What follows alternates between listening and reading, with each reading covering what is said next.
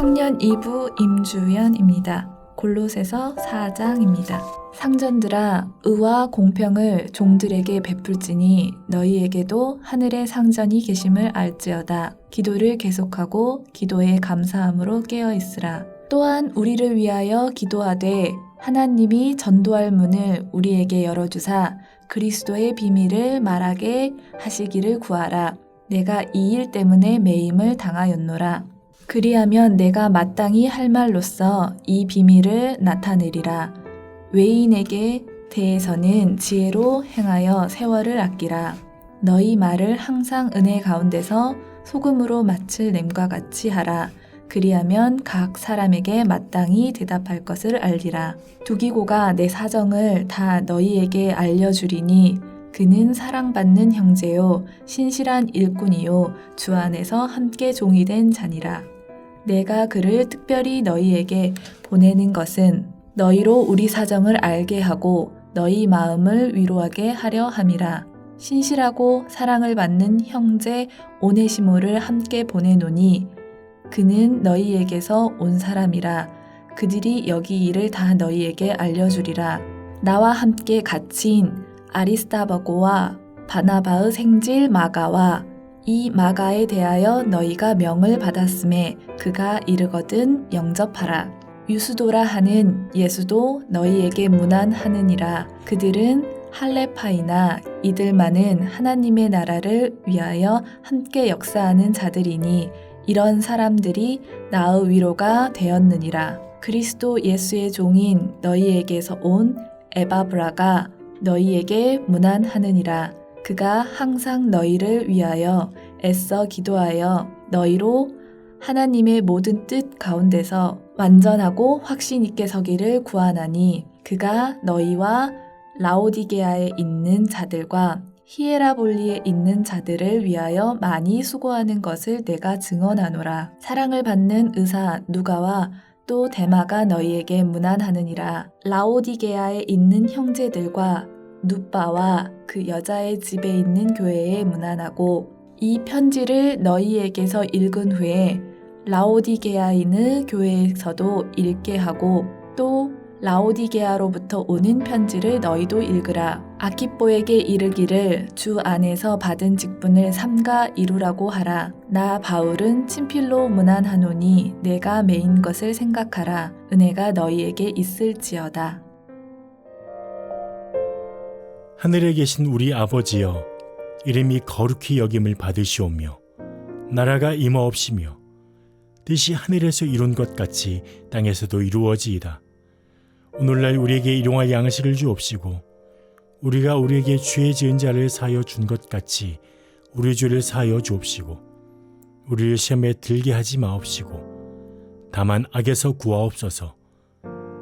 대개 나라와 권세와 영광이 아버지께 영원히 싸움나이다. 아멘.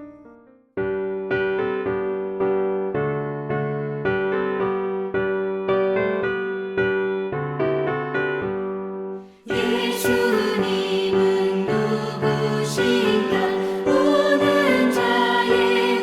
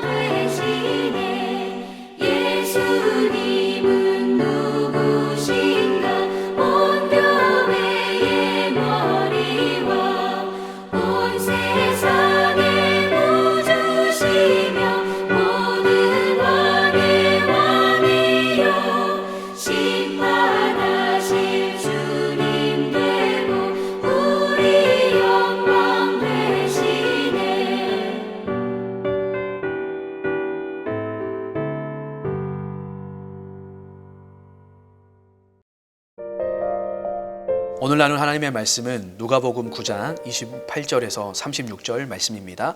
제가 봉독하겠습니다. 이 말씀을 하신 후 8일쯤 되어 예수께서 베드로와 요한과 야고보를 데리고 기도하시러 산에 올라가사 기도하실 때에 용모가 변화되고 그 옷이 휘어져 광채가 나더라. 문득 두 사람이 예수와 함께 말하니 이는 모세와 엘리야라.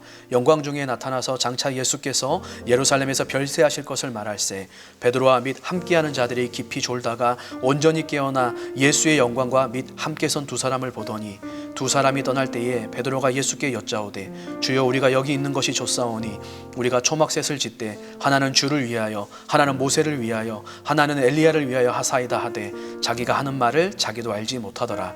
이 말할 즈음에 구름이 와서 그들을 덮는지라. 구름 속으로 들어갈 때에 그들이 무서워하더니 구름 속에서 소리가 나서 이르되 이는 나의 아들 곧 택함을 받은 자니 너희는 그의 말을 들으라 하고 소리가 그침에 오직 예수만 보이더라. 제자들이 잠잠하여 그 본 것을 무엇이든지 그때에는 아무에게도 이르지 아니하니라. 아멘. 오늘 본문은 예수님이 누구신지에 대한 신앙 고백 사건, 그리고 예수님을 따르는 그런 성도의 삶에 대해 말씀하신 그 8일 후에 일어난 흔히 변화산 사건이라고 불리는 말씀입니다. 변화산 사건이 무엇이냐면 이 변화산 사건의 핵심은 하나님 아버지께서 예수님이 하나님의 아들이심을 인정해 주신 사건입니다. 여러분, 하나님은 예수님이 하나님이 아들이심을 어떻게 인정해 주십니까? 첫 번째, 예수님의 몸이 영광스럽게 변화되는 것을 통해서입니다. 29절에 보니까 기도하실 때에 용모가 변화되고 그 옷이 휘어져 광채가 나더라 라고 말씀합니다. 여러분, 예수님은 12제자 중에서 베드로와 야고보와 그리고 요한을 데리고 산에 올라가셨습니다. 기도하실 때에 예수님의 몸이 영광스러운 몸으로 변형되셨습니다. 여기서 변형되셨다는 수동태로 표현되어 있습니다. 이것은 하나님이 이 변화를 주도했다는 것을 의미합니다. 신학자들은 그래서 이것을 흔히 신적 수동태라고 부릅니다. 하나님은 예수님을 어떻게 그러면 변화시키셨습니까? 그 옷이 휘어져 광채가 나며 용모가 변화되었다고 합니다. 옷이 휘어져 광채가 나며, 광채는 번쩍이는 빛, 찬란한 빛을 말합니다. 그리고 옷이 휘어졌다고 하는데 마가복음에서는 로마에 있었던 전문 세탁업자들이 그 빨래하는 자가 도저히 그렇게 희게할 수 없을 만큼 희게하셨다. 이 세상에서는 절대 존재할 수 없는 마치 천상에서나 볼 수 있는 흰색으로 변화시키셨다고 말씀하고 있습니다. 여러분, 이것은 무엇을 의미하는 것입니까? 이것은 예수님의 몸이 영광스러운 몸, 영광 그 자체로 변화되셨음을 의미하는 것입니다. 그 영광의 몸은 원래 예수님께서 부활하신 이후에 드러날 몸이었습니다. 또 예수님께서 재림하실 때의 몸이기도 합니다. 이런 영광의 몸을 하나님은 변화사 사건을 통해서 미리 보여주고 있는 것입니다. 또한 두 번째로 하나님은 친히 하늘의 소리를 통해 예수님을 하나님의 아들로 인정해 주셨습니다. 35절, 구름 속에서 소리가 나서 이르되 이는 나의 아들 곧 택함을 받은 자니 너희는 그의 말을 들으라 하고, 하늘에서 들린 이 선포는 예수님의 정체가 하나님의 아들임을 가장 직접적으로 증언하는 것입니다. 그런데 중요한 것은 이 증언이 하나님 자신의 권위로 선언되었다는 것입니다. 여러분, 이렇게 하나님은 예수님이 하나님의 아들 되심을 변화산의 표적을 통해서 확실하게 보여주셨습니다. 다시 말해 이 변화산 사건은 우리 예수님이 능력의 주님, 영광의 주님, 그리스도라는 사실을 확실하게 보여주는 사건입니다. 베드로는 잠자다 깨어서 이 신비롭고 영광스러운 광경을 봅니다. 그런데 그 영광 가운데 누가 있었냐면 바로 모세와 엘리야가 예수님과 함께 있었습니다. 여러분, 이 모세와 엘리야는 누구입니까? 모세는 율법을 대표하고 엘리야는 선지자를 대표한다라고 해석하기도 하고, 또한 모세는 이스라엘 백성들을 구원하는 구원의 출발점인 출애굽의 구원의 역사를 출발한 구원의 출발을 이룬 선지자이고, 엘리야는 말라기 4장 5절에 약속된 종말에 나타날, 종말을 준비하는 그 가운데 준비된 선비자라고 표현합니다. 바로 구원을 시작하고 그 종말을 준비하는 선지자 모세와 이 엘리야가 등장해서 그들이 이 예수님에 대해서, 그 영광에 대해서 말하고 있는데, 예수님의 그 영광의 중심은 무엇이냐면 예수님께서 바로 별세하신다라는 것입니다. 별세는 세상을 떠난다라는 것인데, 우리 개역개정은 이렇게 해석했지만 표준 세번역에 보면 이 해석을 이렇게 합니다. 그들은 영광에 쌓여 나타나서 예수께서 예루살렘에서 이루실 일, 곧 그의 떠나가심에 대하여 말하고 있었다.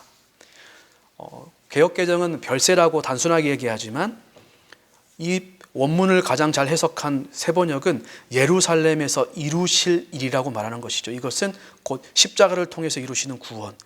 그래서 그의 떠나가심, 이것은 죽기 위해서 가신다라는 말인 것이죠. 그런데 이 여기에서 떠나가심이라는 이 단어는 엑소도스라는 단어를 사용하는데 이것이 출애굽했다라는 의미, 그것과 똑같은 의미입니다. 결국 이 영광의 사건의 중심은 바로 예수님께서 예루살렘에서 이루실 일, 그 십자가를 통하여 이루실 일, 십자가를 통하여 마치 광야의 이스라엘 백성들을 출애굽하셔서 구원하셨던 것처럼 예수님께서는 그 예루살렘에서 십자가를 통하여 고난과 벌하심을 통하여 새로운 영적 이스라엘인 사랑하는 성도들과 교회들을 구원하신다라는 것입니다. 이거를 통하여서 이 변화산 사건에서 예수님이 누구신지에 대해 하나님은 명확하게 말씀하고 있는 것이죠. 그런데 베드로가 이 영광을 보고 너무나 기쁜 나머지 이 초막을 짓는다고 합니다. 당시에 이 초막절은 이스라엘에게 중요한 절기였습니다. 구원을 기억하고 그 구원의 절기를 가족들과 특별히 자녀들, 아들들과 함께 광야에 장막을 치고 임시처소에서 지내면서 하나님이 어떻게 이스라엘을 구원하셨는지 광야에서 있었던 일을 자녀들에게 가르치는 일이 있었습니다. 그리고 이 일을 통하여서 메시아의 왕국, 그리스도의 왕궁을 기대하는 일들이 있었죠.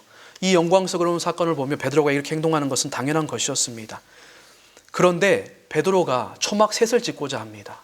하나는 모세를 위하여, 하나는 엘리야를 위하여, 하나는 그리스도 예수를 위하여 짓고자 하죠. 이것에 문제가 있었습니다. 그래서 오늘 하나님께서는 하늘의 음성을 통하여 예수님만이 진정한 이 시대의 우리의 그리스도 구원자이심을, 하나님의 아들 되심을 말씀해 주셨던 것입니다. 그리고 나중에 보니까 모세와 엘리야는 사라지고 그리스도만 남아 있었습니다. 사랑하는 성도님들, 오늘 이 놀랍고 영광스러운 사건을 통하여서 우리 성도님들 기억할 수 있기를 바랍니다. 하나님께서 우리 가운데 영광스럽게 허락하신 우리의 구원과 우리의 종말과 마지막에 재림하셔서 우리의 모든 것들을 심판하시는 분은 오직 하나님의 아들이신 예수 그리스도이십니다.